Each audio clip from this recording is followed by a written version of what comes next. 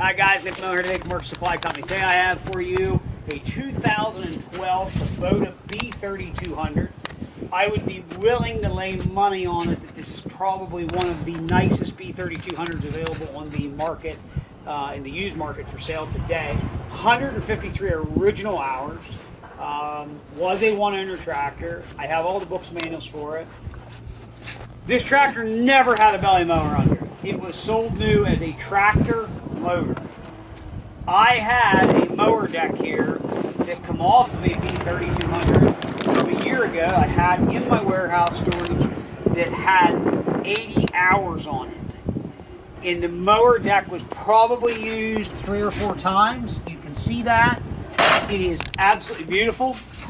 So I had the complete kit.